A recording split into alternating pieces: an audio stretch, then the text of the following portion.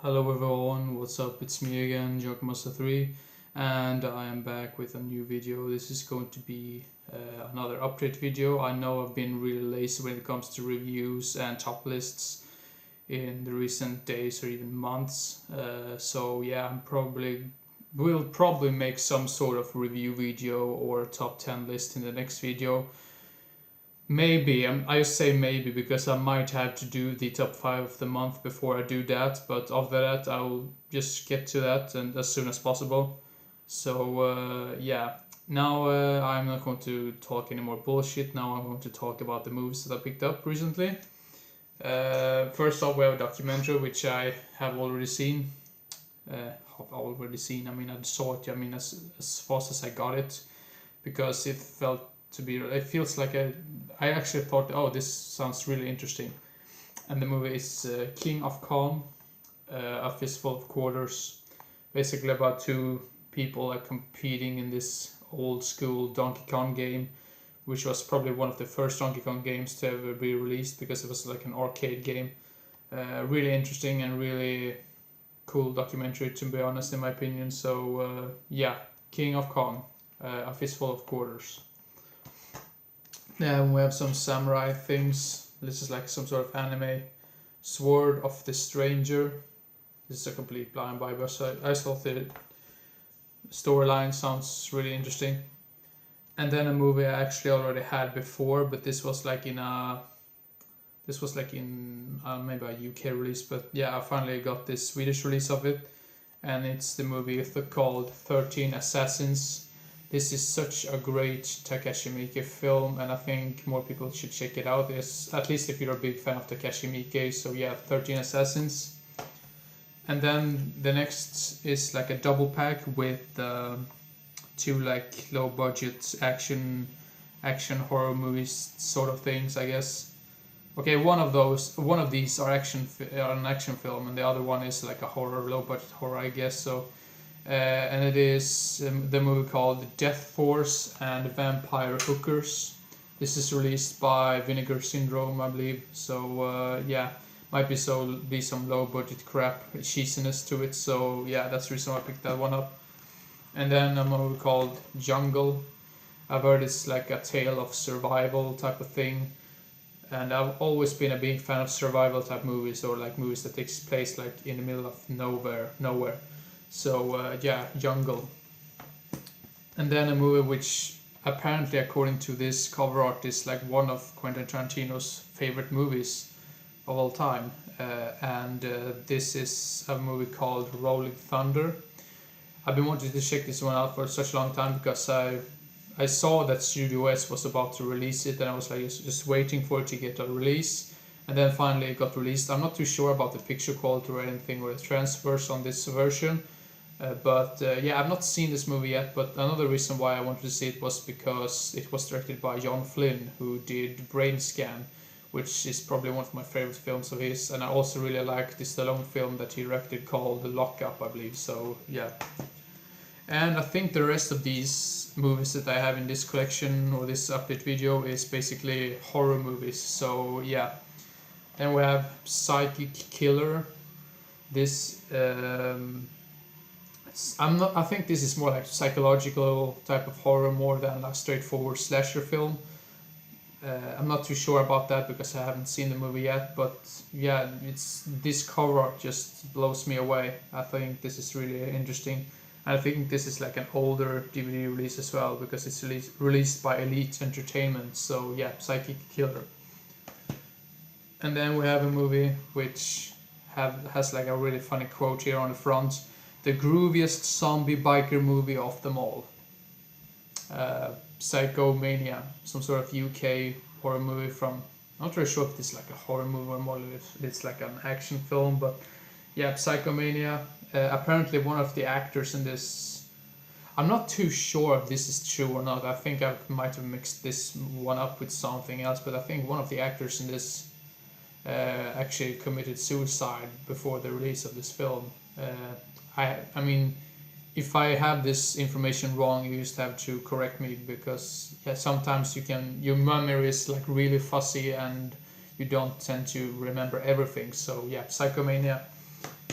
And then a movie which I also actually already had, but that was like in a German hardbox, and I've never been a big fan of German hardboxes in general or German releases in general, because I always think it's really annoying when they use their own titles for the movies, like some German title of their movie. I mean, just pick the original title on the front cover, god damn it. But yeah, this is the movie called Neon Maniacs. This is released by Anchor Bay, and that was another reason why I picked it up. And this cover art is maybe not the best one in the world, because I think the cover art on the German hardbox maybe looks a little bit more awesome than this. But yeah, I'm a big fan of Anchor Bay releases in general, so yeah, Neon Maniacs. And then we have an anthology horror film with Christopher Lee, Peter Cushing, Donald Sutherland. Yeah, that cast is just amazing. And the movie is called Dr. Terror's House of Horrors. About some... I've not seen it myself yet, but I've heard it's about Peter Cushing's character is like some sort of like storyteller type of guy, or like a really creepy looking guy, and he's like walking into this train with three or four strangers. I can't remember how many strangers there were, but he tells them each story each, and they have some horror elements involved into that. So yeah, we're looking forward to see this one.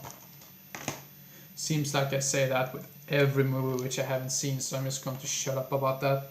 And then a movie which just I had to pick this one up because this really looks like an older movie from the 80s, early 80s, mid 80s type of thing, and it's made like maybe 2 or 3 years ago, I believe, and it's like a Japanese splatter film called Bloody Muscle Body. Bloody Muscle Bodybuilder in Hell.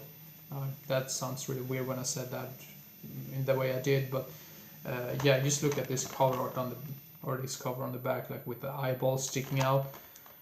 Some sort of like an homage to Evil Dead, I believe, because it says here on the down here that it's the Japanese Evil Dead. So yeah, this looks awesome in my opinion, and this cover art is really, really amazing. I mean, that's a thing which I really enjoy with some older, I mean, that's a reason why I really enjoy like older VHS cover arts, sometimes much more than DVD cover arts, because those had some unique, those were a unique hand-drawn like cover arts which were really they really put hard work into it, while now it just feels like a copy and paste type of thing which they have with their computers. So yeah, now I'm just going to continue with the video before I just bore you to tears. But yeah, the next one is a movie called Lizzie Borden Took an Axe. This is a complete blind buy, I know nothing about it, except for Christina Ricci is in it.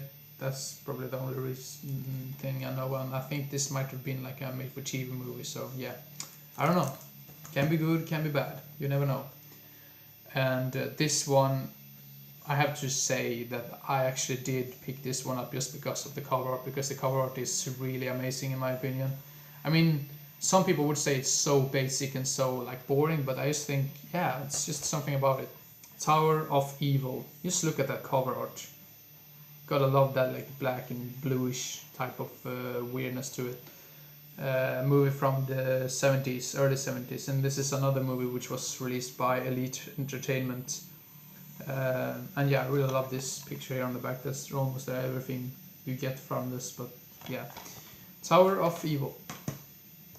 And then we have a movie called Warlock Moon.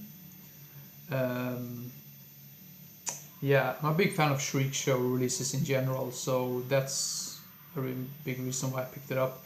And I think some of those Shriek Show releases is quite hard to come across over here in Sweden. And every time I tend to find like some rare movie on like import DVD, I basically pick it up, because I almost never buy anything like, I think I've never bought anything like outside of like Swedish like websites, so yeah, or any other like collectors, so yeah. But anyway, Warlock Moon.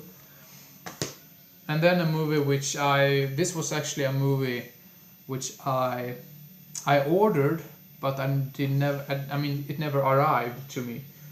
and I was just so pissed off because there was nothing wrong with the seller or anything. The seller's a really great seller and everything, but yeah, the postman just fucked it up and I never got it. So one of my friends actually had an extra copy of this, so he gave that to me.